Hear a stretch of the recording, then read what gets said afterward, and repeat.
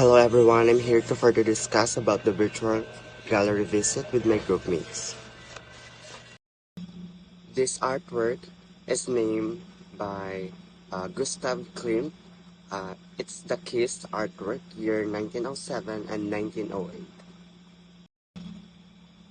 This artwork presents an embracing couple concealed behind the large golden cloak. This heavy embellishment protects and encircles the couple, reiterating the immortality of their love. Two distinctive parts constitute the image. The first part, depicting the man, shows a repeating geometric black and white motif, symbolizing his strength, virility, and masculinity. Meanwhile, the second part portrays that of the woman, where Klimt uses flowers and circles to reflect images of femininity and maternity. Now let's proceed with the symbolism of the Kiss artwork. The Kiss artwork by Gustav Klimt is a portrayal of intimacy and a mix of symbolism and Vienna Jugendstil, the Austrian variant of Art Nouveau. Klimt depicts his subjects as mythical figures, made by modern, luxuriant surfaces of up-to-the-moment graphic motifs. This is opulently gilded and extravagantly patterned. Also, the colors that was used on this particular artwork is an oil-on-canvas painting with added gold leaf, silver, and platinum by the Austrian symbolist painter of Gustav Klimt. And during the height of that scholars call his golden period, this artwork was painted at some point year 1907 and 1909. Now let's proceed with my interpretation of this artwork. So this particular artwork of Gustav Klimt, this artwork is simple, yet it tells a lot of things between two people involved in the painting. So this painting portrays intimacy between two people with deeper connection as you explore your eyes on the entire painting.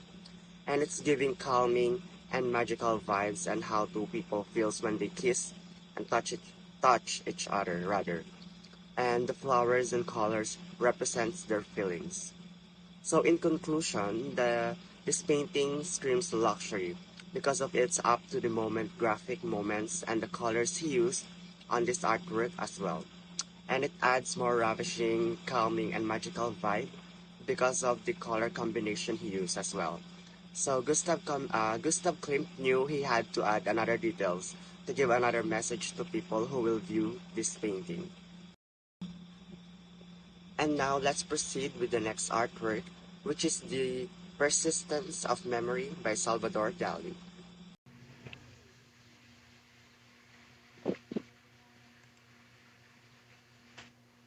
So hello, good day. I'm Shane Murillo, and this is a report of Group C. And my report is The Persistence of Memory by Salvador Dali. Next. So, sino nga ba si Salvador Dali? Salvador Dali was a Spanish surrealist painter and printmaker, known for exploring subconscious imagery. Arguably, most painting is the Persistence of Memory of 1931. Depicting Liam is Melting Whitehead that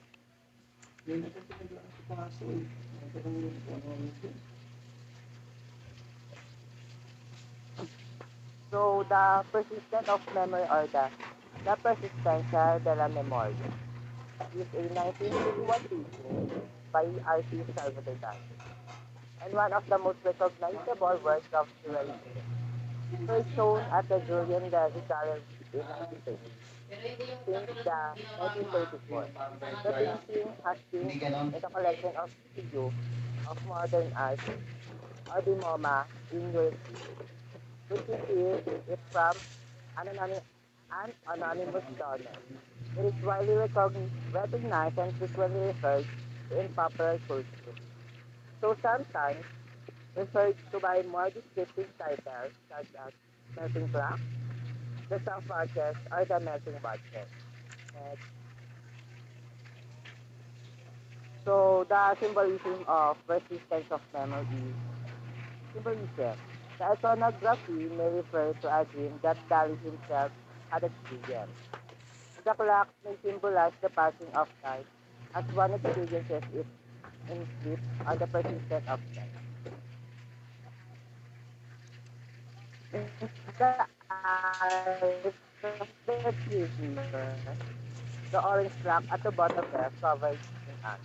The colors. These paintings use the colors of orange, yellow, brown, black, gray, and white. Dali added resin, grease, or paint to make them have a, have a more liquid texture. So this allowed Dali to use a small brush and create the effect characteristic of surrealism. The persistence of memory is an oil painting on canvas. Next. So my interpretation on persistence of memory. The persistence of memory is an often interpreted as a surrealist meditation on the fluidity and volatility of time. It changes conventional hard objects like clocks by rendering them as self-bending forms, shaping our usual understanding of time.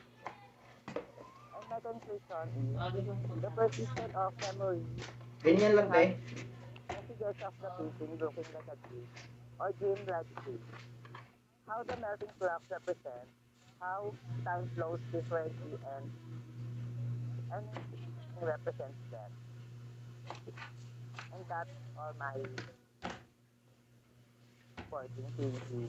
Next.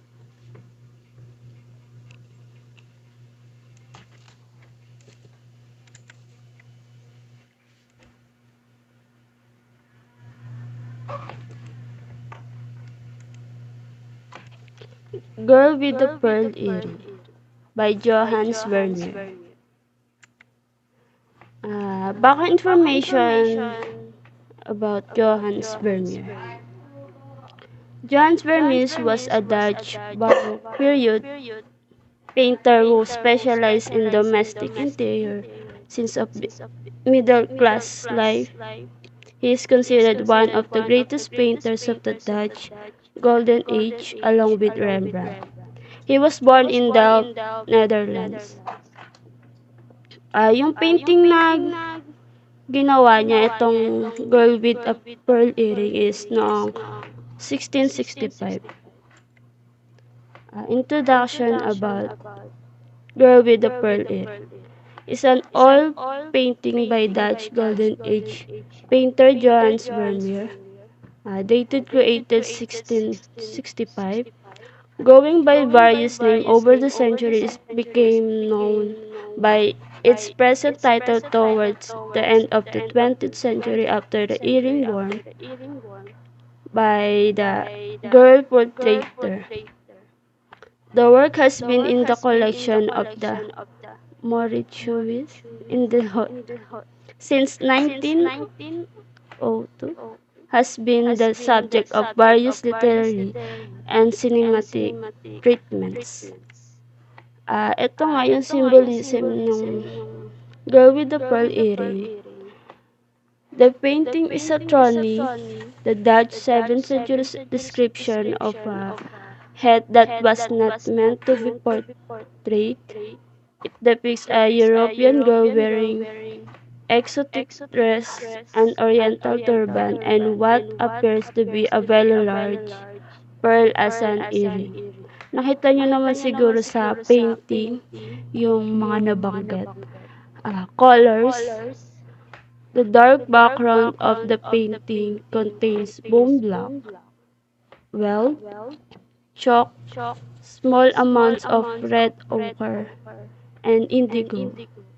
The face and draperies were painted mainly using ochres, natural ultramarine, bone black, charcoal black, and lead white. Ayun guys, yung mga nakalagay sa, nabanggit sa colors, makikita nyo siya sa painting. Interpretation. The girl with being the subject of the piece, wearing pearl earrings is symbolic to femininity and opulence. The pearl earrings signify that she's rich in values and wants to send a message about her love for art.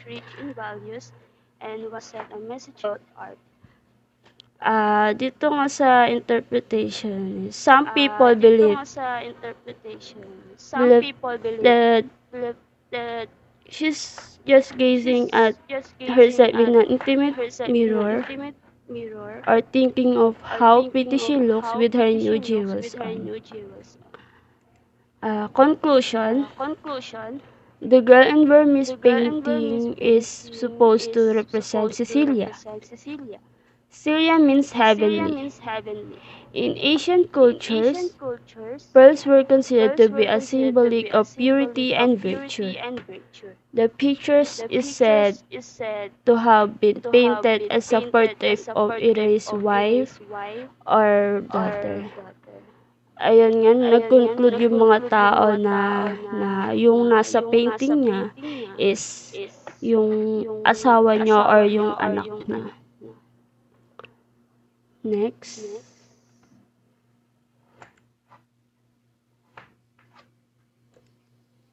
Anak niya. Ano ba yun? The Wrath of the Medusa, Theodore Jericho. Jericho. Next, The Wrath of the Medusa by Theodore Jericho. The Wrath of the Medusa, originally titled in Neophage, is an oil painting of 1819 by the French Romantic painter and the lithographer Theodore Jericho, completed when the artist was 27. The work has become an icon of French Romanticism. Next, symbolism. The Wrath of Medusa depicts the aftermath of the real shipwreck. It is also a critic of the French monarchy and its treatment of the French people. Interpretation. The Wrath of Medusa depicts a dramatic moment and all emotion humans begin can feel in such a situation like fear, pain, hope, and the madness. And that's the reason how I understand the artwork. Next, conclusion. I chose this artwork because the color combination and also the message of it. It also like the way how Mr. Jericho paint it like it's actually detailed and that make it more elegant.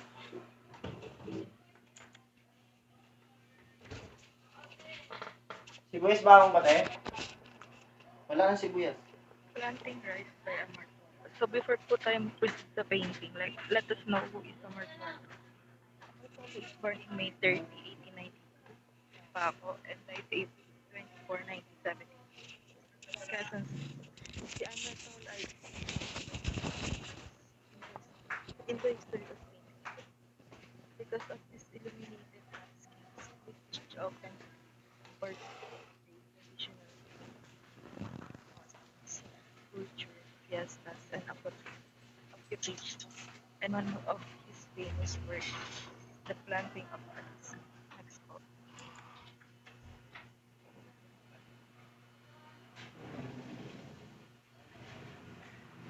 Yung sa symbolism. Next po.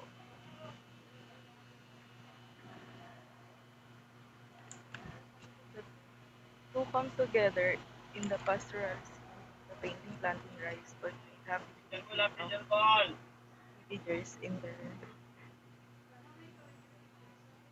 bright clothes and straw hats work together, behind them releasing a peaceful flock of steam. Rises the beautiful symmetrical the relationship between the village and the surrounding landscape is depicted at the bottom. Fruitful and harmonious. One scene is the ash erupted by the volcano, where highly active and has made the surrounding landscape fertile, and the Tanque cone appears here to be a beneficial spirit of the earth, standing guardian over the villagers and their crops. Actually, this symbolism part na nilagay ko po dito, ito yung claims ng iba't ibang tao about sa painting na ito. Kumbaga, own definition ay, you know, na it's just a claim, and later on, I'm going to enlighten you what is the real meaning of that painting or your symbolize. Next po.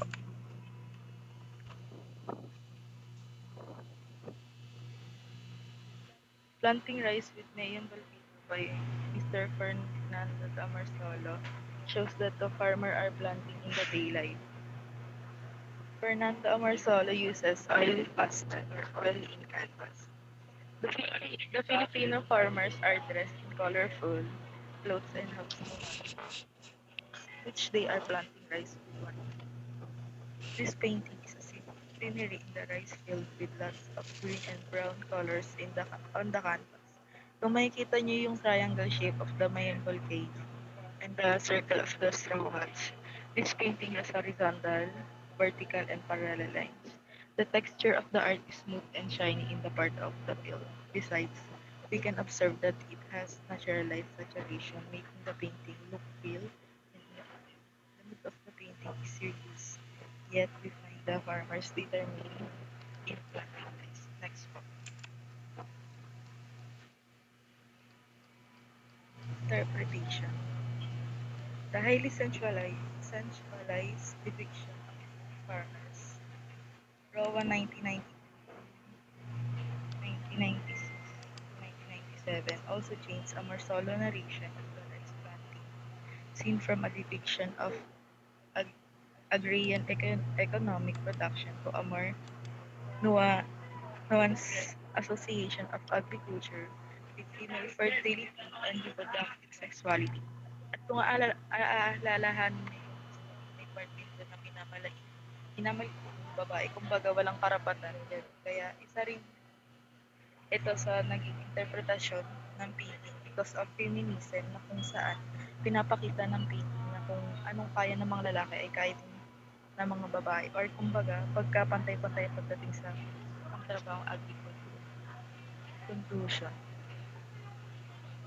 The conclusion of this painting is that it reflects the arrival of the Americans in the Philippines and the idealism of the artists to the Philippine society. The painting reflects from a complicated reality into simplicity. Claim or that painting symbolized it exhibits the joy opposite the challenges in the planting rice. This was the point of this was the point at which the Philippines was under the American provincial standard, and it is the noteworthy that a Marsolo reality painted features mirroring the genuine Filipino soul, not standing the colonization. The painting Fernando Amorsolo was a dominant figure in the visual arts of the Philippines during the decades before the Second World War into the post-war period. His oeuvre is characterized by scene of the Filipino countryside, harmoniously composed and richly colored, saturated with bright sunlight and populated by beautiful, happy people. It is an art of beauty, contentment, peace, and plenty, which perhaps explain its enduring popularity in the Philippines. Armor Solo was committed to two fundamental ideas in his art. First, a classical notion of realism, in which artistic truth was to harmony and balance, and a second conservative concept as rooted in rural communities and the cycle of village life.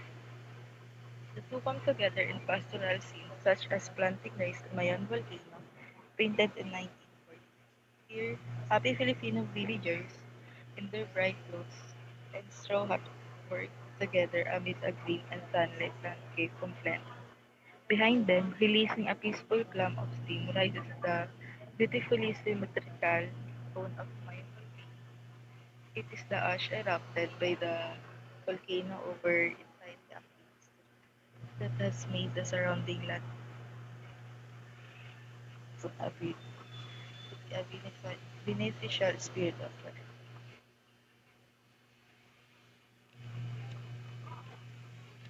Mayon volcano is celebrated symbolizing the Philippines and its presence in a Marsolo painting emphasizes this wish to represent the spirit of the nation on canvas.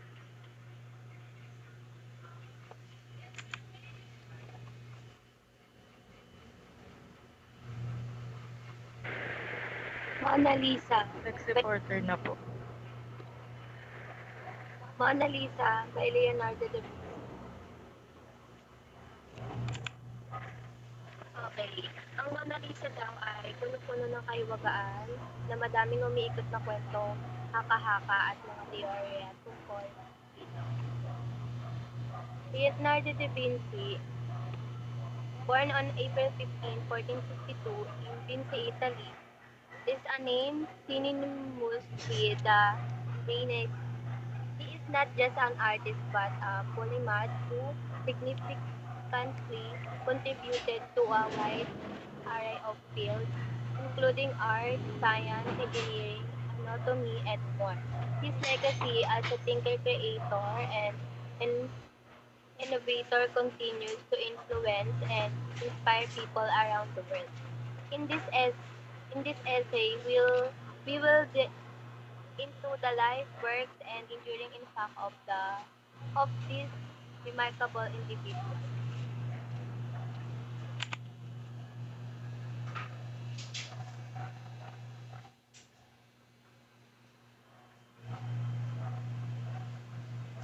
Leonardo da Vinci began painting the Mona Lisa in 1503, and it was in his studio when he died in 1519.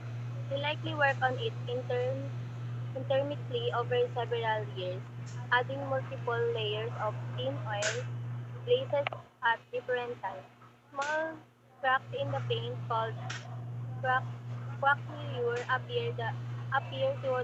throughout the whole piece, but they are finer on the hands, where the thinner glazes correspond to Leonardo's late period.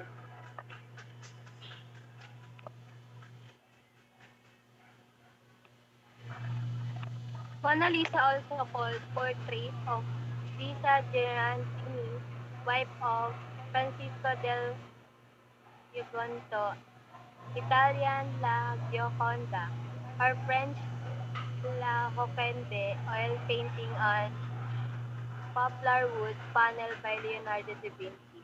Probably the world's most famous painting. It was painted sometime between 1503 and 1519. When Leonardo was living in Florence, and it now hangs in the Louvre Museum, Paris, where it remained an object of pilgrimage in the 21st century. The sister's mysterious smile and her unproved identity have made the painting a source of ongoing investigation and fascination. Mona Lisa in real life. There has been much speculations and debate regarding the identity of Mona Lisa's sister. Scholars and historians have posted numerous possibilities, including that she is Lisa del Giocondo, wife of the Florentine merchant Francisco de Bartolome del Giocondo, hence the alternative title to the work La Gioconda. That identity was first suggested in 15 by artist biographer Giorgio Vasari.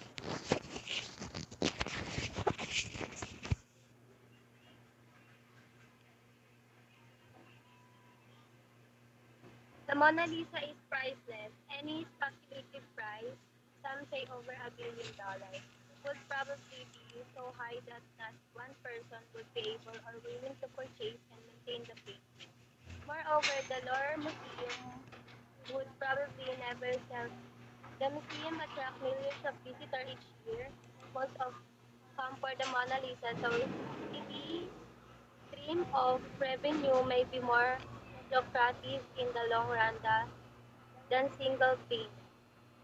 Indeed, the museum considered the Mona Lisa irreplaceable and thus spent its resources and preventive measures to maintain portrait rather an expensive insurance that can only offer many as replacement. Symbolism. The subject almost imitates embodiment of the ideal woman, beautiful,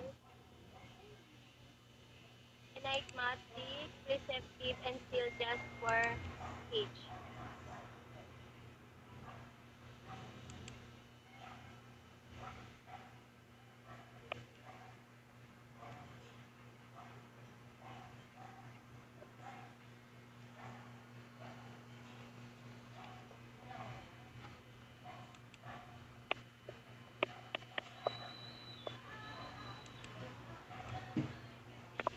Colors. The colors that used in Mona Lisa are full red, blue, yellow, and bright flesh colors. Next, interpretation. The painting's composition is that Lisa Gerardini is fascinated in the center of the painting with the horizon and eye level.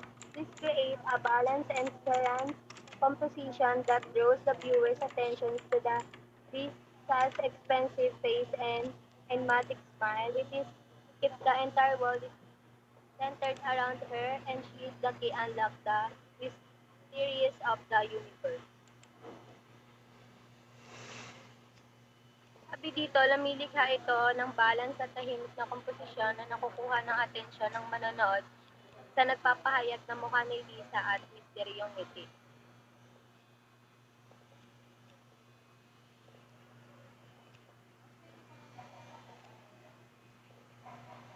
Ang sikat ng ngiti ni Mona Lisa ay kumakatawan sa sneakers sa parehong paraan na ang mga sanga ng Jennifer ay kumakatawan kay Ginebra Vintage at ang Ermini ay kumakatawan sa Cecilia Gilarani sa kanilang mga larawan sa Washington at ayon sa pagkakabangkit. Ito ay isang visual na representasyon ng idea ng kaligayahan na iminumungkahi ng salitang Gioconda sa Italia. Ginawa ni Leonardo ang paniniwala na ito na kagayahan ng pangunahing motif na larawan. Ito ay ang paniniwala na gumawa ng gawain bilang isang perpekto ang likas na katangian ng tanawin ay gumaganap bilang isang conclusion. The Mona Lisa's paintings impact the art history, culture, and society cannot be overstated. It is during popularity and influence is a statement to its significance as a culture icon. 3 points.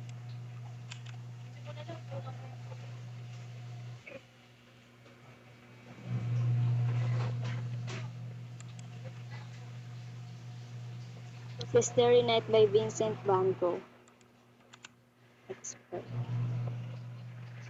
Vincent Gogh was seeking respite from plaguing depression at the St. Paul Asylum, St. Rene in southern France when he painted the Starry Night. Sabi daw po dito, nagpahinga po si Van Gogh at nagkaroon po siya ng matinding depression sa St. Paul Asylum, the St. Paul, southern France, kaya po niya napinta yung the Starry Night. Next. The Starry Night is an oil-on-canvas painting by the Dutch post-impressionist painter Vincent van Gogh. Painted in June 1889 in depicts the view from the east-facing window of the asylum from the Saint Remedy province just before sunrise. With the addition of imaginary village, a symbol of graveyards mouring death, the stars are symbol of dreaming heaven and death.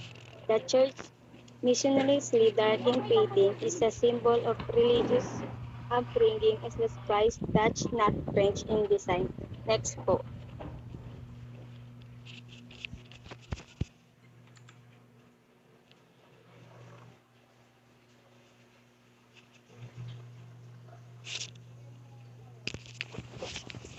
The Starry Night symbolism. The stars are symbols dreaming heaven that the church missionaries leave dark in the painting is a symbol of religious upbringing as the spire is Dutch, not a French in design. Colors. Indian yellow used by Vincent van Gogh as paint Starry Night was created by Urane of Christine Cows, who were allegedly purposed nothing other than mango leaves in Munger by her. Next.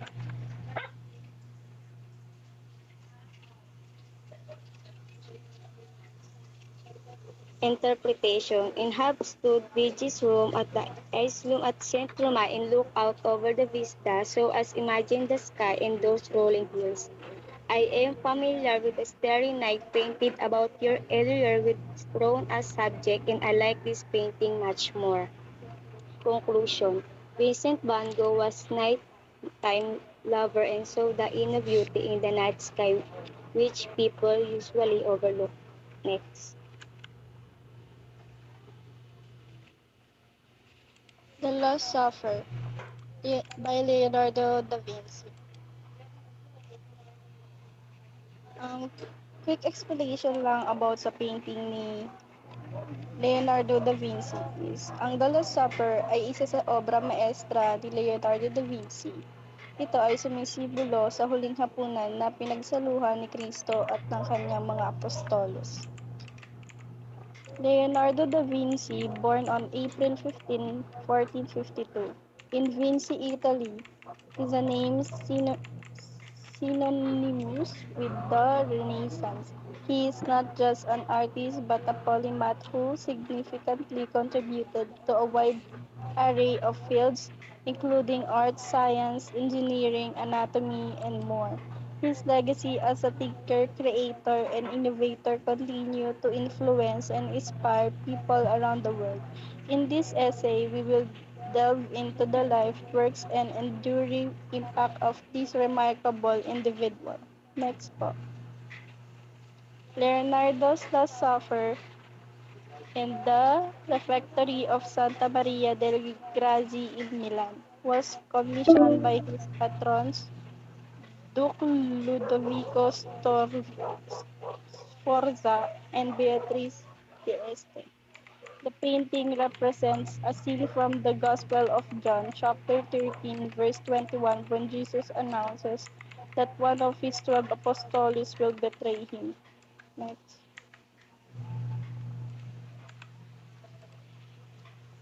Symbolism, a symbolic reminder of his saving work for us through his death on the cross. Colors, making Jesus the central figure, the busy used color to indicate a heavenly light around him. Jesus' triangular body shape draws the eye as well as symbolize the Holy Trinity present in the moment, which is also the institution of the Eucharist. Next.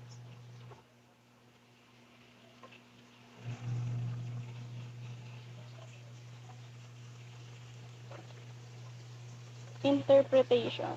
It is meant to be an after effect of Jesus declaring that one of his apostles will betray him, followed by the aghast expressions of all of his apostles.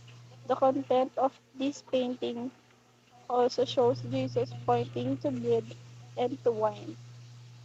The bread symbolizes Jesus' body and the wine symbolizes as Jesus' blood.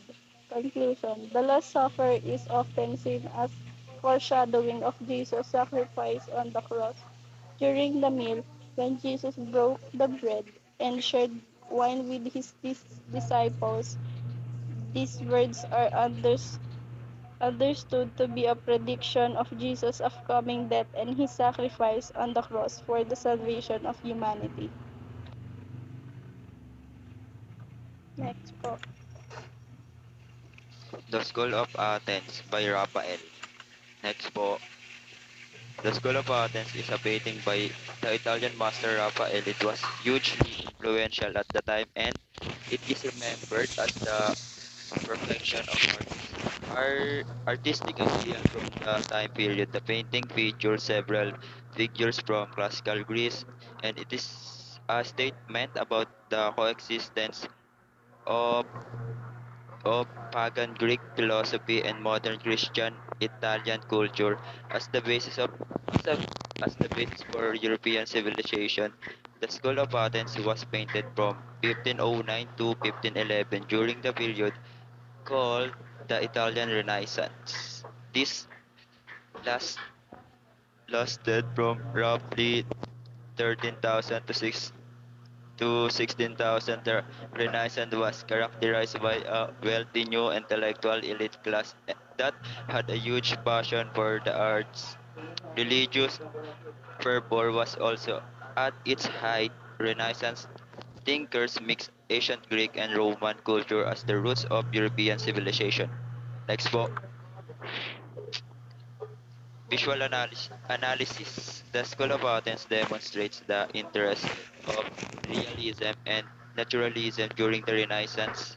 Raphael used a variety of techniques to paint a realistic scene that captures a sense of perspective, depth, life of motion. The painting is constructed with a series of vertical and horizontal lines and geometric shape and patterns. The lines converge toward the center of the painting. This focuses the attention of the viewer on Plato and Aristotle. Geometric shape create a sense of depth and perspective. Plato and Aristotle are the focal point of the painting, but they are not in the foreground. They appear to be in the middle of the painting, making their way toward the front. The overall effect it is the viewer is looking at a real dimensional scene. Interpretation it is a gathering of all the legends and philosophers, mathematicians, and scientism to share their thoughts and ideas about something. Conclusion the School of Athens is a painting by Italian master Raphael's significant influence during the Italian Renaissance. It is a the, the coexistence of pagan Greek philosophy and modern Christian Italian culture, forming the basis for European civilization. The painting was created between 1509 and 1511 during the Italian Renaissance, which spanned from 13,000 to 16,000. The Renaissance was characterized by the wealthy intellectual elite class with a passion for the arts and religious fervor who combined ancient Greek and Roman culture.